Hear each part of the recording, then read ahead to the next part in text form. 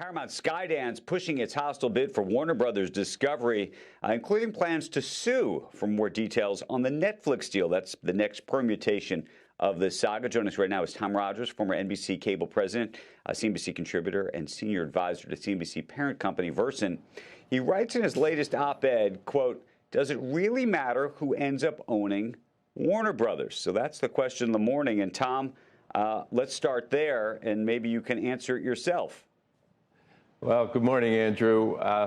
I looked at this from many angles, looked at it from a viewer's point of view, from the industry point of view, from policymakers' point of view, even President Trump's point of view. And I really came away that there's no compelling reason one way or the other that overall one owner of Warner is a better outcome for all those constituents than another owner. Each has its own pluses and minuses. Obviously, the shareholders of the three companies, it matters to. But more broadly, I don't think it really matters who ends up winning this fight. So you don't think, in Hollywood, as you know, there's a big debate about what's going to happen to the future of the film business, what's going to happen to the idea of people going to theaters and cinema. And there's one view that says that David Ellison is a big fan of films, loves films, and would keep that business alive. There's another that says that Netflix, at least historically, has been anti-theater, more trying to get people in home. They've said that they're going to continue to support the theater, but I think there's some people who just don't believe them. Does that piece of this matter to you one way or the other? Well, each side has a viewpoint. I come out that, look, if Paramount wins, there's going to be one less studio. There's going to be a consolidation there between Warner and Paramount. There's going to be a lot more job loss relative to the industry in terms of that metric of how the industry comes out. In terms of theatrical distribution, yes, Netflix has cared a lot less about getting movies in theaters, but they also haven't had much impact as a provider of movies relative to the originals that they produce in terms of TV series. And yet they do very well when it comes to licensed movies, movies that have had the promotion of theatrical release that they then license for their distribution. I don't see any reason when they're owning a studio that's in the business of promoting theatrical release and those types of movies do so well on streaming that they wouldn't have every incentive to continue to drive that kind of theatrical business. So there are arguments both ways, but on that count, I don't see a winner. Let's play the board.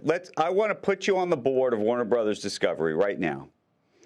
To the extent that you think there is a way to get a higher price that's acceptable to you, is there? Because one of the things that's happened right now is you've had this board say, look, we're nervous, we're anxious about the economics and the debt that's being put on this business in the context of the offer that's put forward by Paramount right now. And so there's a question mark about, if they did offer more, how, if you're the board and you've publicly said we're worried about their economics, how you could feel more comfortable about their economics. And then there's the question, of course, about the regulatory scheme. There's also the flip side, which is, do you think Netflix would come back? And what would you do if you were running either of those companies? Well, you're getting now into the shareholder. Does it matter to the shareholders? And yes, it matters very much to the shareholders of Warner as well as to the other two companies. I was mostly analyzing this from the point of view of the other constituencies. But putting myself in a board position, I'm at Warner. And yes, they have legitimate concerns. Larry Ellison has backstopped the equity part of the Paramount bid. But you have this huge amount of debt, which is going to be cause Paramount to be leveraged 9 times at close. Obviously, a lot of synergies and job loss that bring that down, but a lot of things could happen over the course of a year before this deal closes that could create a situation where the creditors get antsy about the deal and the financing isn't there at close. But at the same time, I'd have to give Paramount somewhat of an edge over Netflix when it comes to regulatory approval, not so much from the federal government of the United States, but when it comes to European countries and state AGs, Netflix probably has a tougher regulatory road. So I think if you're a Warner board, you're looking at risks in either direction. And as a result, they obviously are looking out for shareholders by saying, hey, if you got a higher bid, Paramount, let's hear it. And it's a little weird that Paramount has said they'd never put forward their best and highest in terms of a final offer.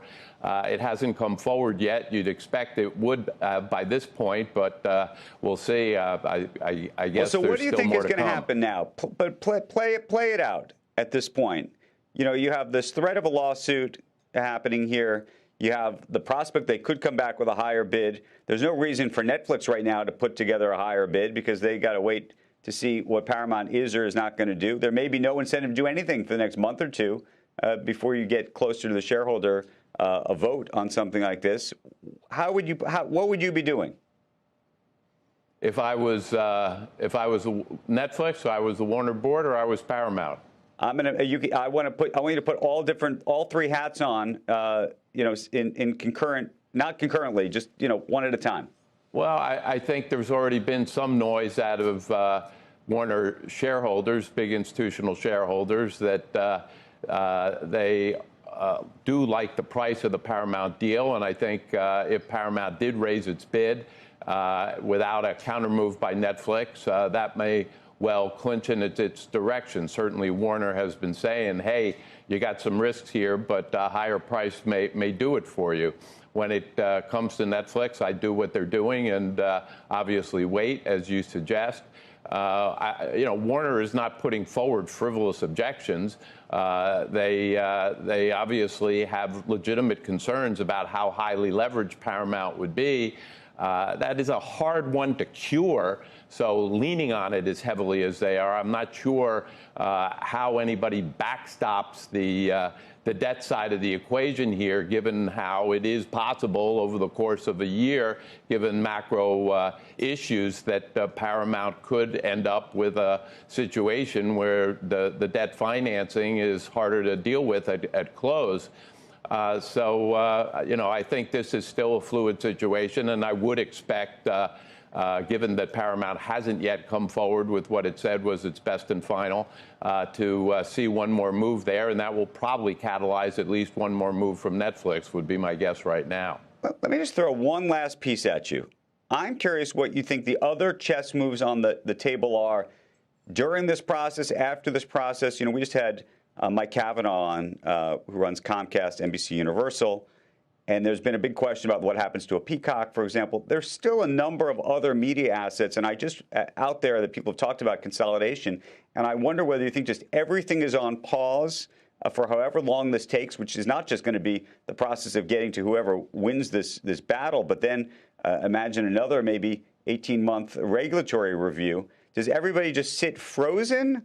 Because the other piece of this is politically, you don't know what's on the other side of it later for the other players. Well, I think things are frozen for a while because I think Paramount is the player that needs a solution more than anybody else out there. And as long as they're pursuing this solution, it's hard to see that they're a free agent to come up with a second play.